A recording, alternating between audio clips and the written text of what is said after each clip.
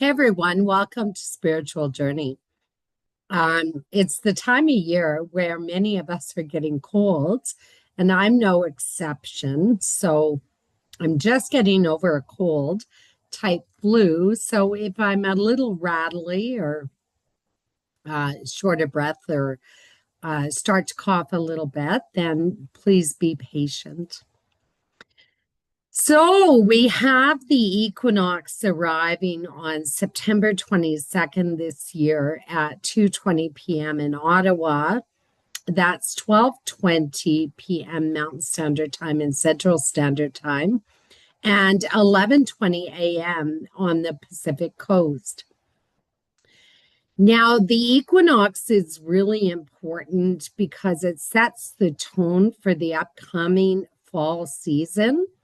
And it is a point in time where the sun is straddling the equator. So if you go outside at this time of year, you're bound to catch the glimpse of those beautiful sunsets and sunrises as the sun just lays flat on the horizon. So this equinox is a little bit more important than perhaps other equinoxes because just less than 12 hours before the equinox arrived, we had a partial solar eclipse that happened, and it happened at 29 degrees, 5 minutes of Virgo. And this is just 25 minutes before the equinox happens, and it is right straddling the equinox. So the events of the eclipse heightens the energy of the equinox and the importance of the equinox. Now, what is the equinox exactly? And that's why today I'm going to talk about justice and fairness and the truth. What is just, what is fair, what is truthful. And it all ties in and is relevant to equinox and the balancing between two sides, two perspectives, two opinions, and where you come to the center and you arrive at a consensus of agreement. So it's really ties into just about all of our society, not just in the court system, but with just about everything we do. We should be trying to attain fairness and looking at the other people across the table from us as just as important as our own mandates and our own needs. When we do this, we create a society that is equalized and fair. So democracy does not create fairness. It only creates the right to be represented by your government. Democracy is not fairness, and it doesn't necessarily enact the ability to be fair.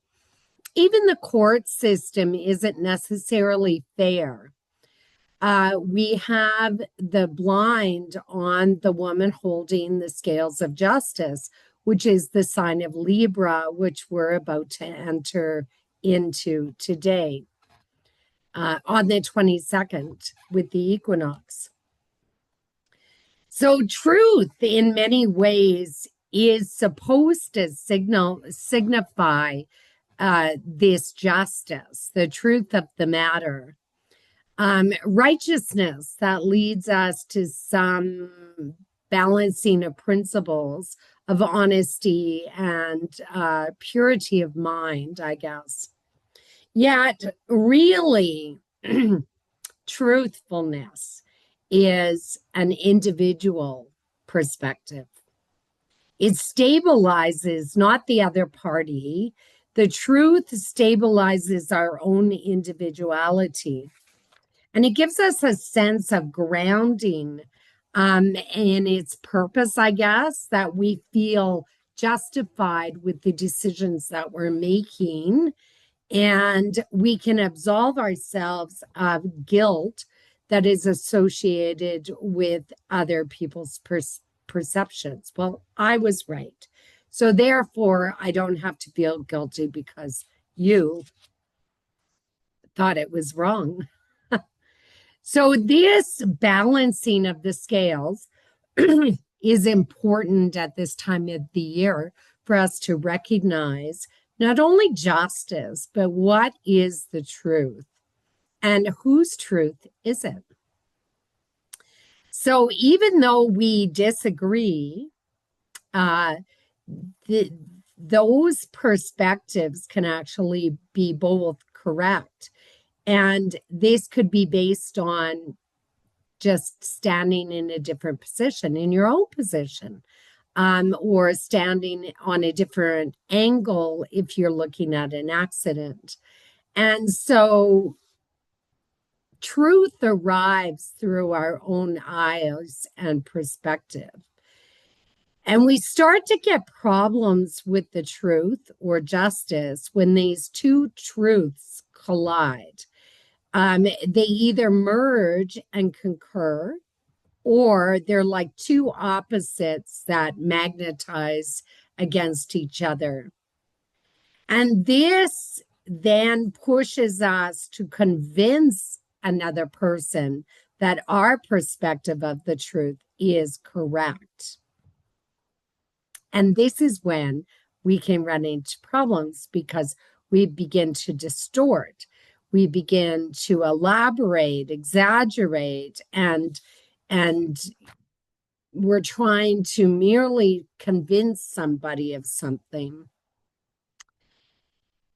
You know, the truth of anything in life is the perspective of the events that are happening. And the events that happen in our lives are considered to be the truth of the matter. The events actually are a separate thing from the truth. They actually take away from the actual events because it's our experience and our perspective. Therefore, the whole philosophy of equalization, justice, truth, fairness is skewed. And justice is really, really flawed because they're not looking at the events, they're looking at perspectives of those events that happen. And that is why the blindfold is on the woman holding the scales.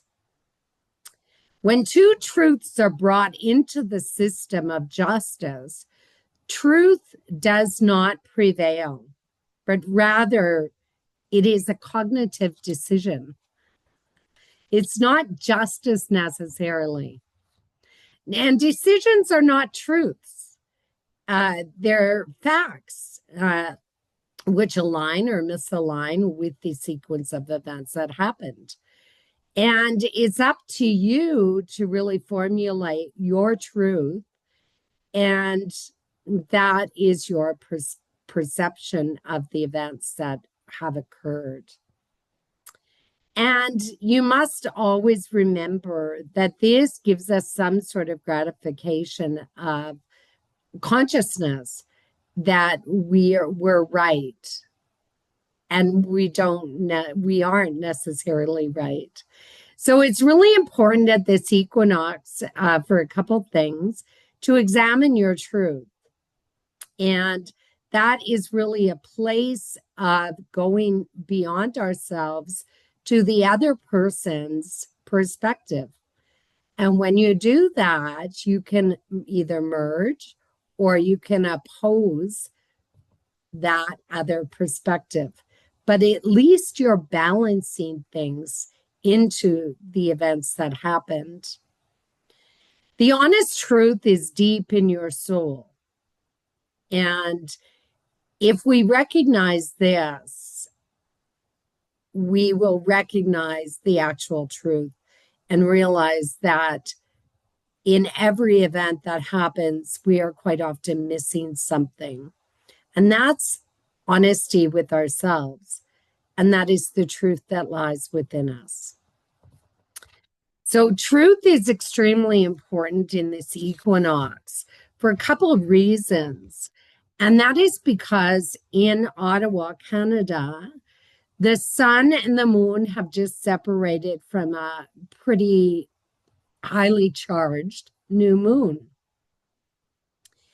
And when the equinox happens on September 22nd, both the sun and the moon in Canada are in Libra, and so is Mercury, which straddles between them. And Mercury, of course, is the perception, is the cognitive decision, and is the telling of the story. So this combination is also in the ninth house of the legal system and the judicial system.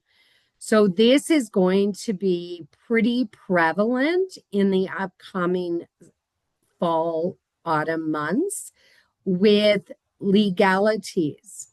It's also about diplomacy and our diplomats that reside in other countries. It's also about connecting to other countries.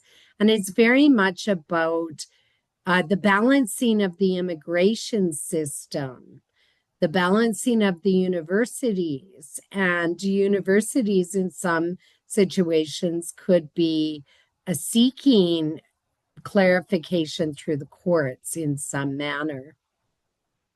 Now, there is the opposition here to Neptune and to Saturn in the third house of communication. And so this alliance, this balance that needs to take place between one's truth and another person's truth, and how we're communicating that fairly across the board. So negotiations are definitely in play here, and we need to either merge those or we need to set them aside. Now, when you get the sun in opposition to Neptune in Aries, no less, we have a one-sided perception. So that there is only that and only that we're dealing with. And it causes confusion because that individual is pretty much stuck in their own truth, unwilling to see the other person's perspective. And it's wishful thinking to believe that you're going to change their minds. They have an altered reality of how the conversation is going to go. Have you ever had that where you had a really important meeting and you go through the whole sequence of the conversation before you ever get there, and then it doesn't happen like that at all? So it really kind of throws you off guard. Now, the sun also is in opposition to Saturn, and Saturn now has backed up in his retrograde station into Pisces, and Pisces is ruled by Neptune.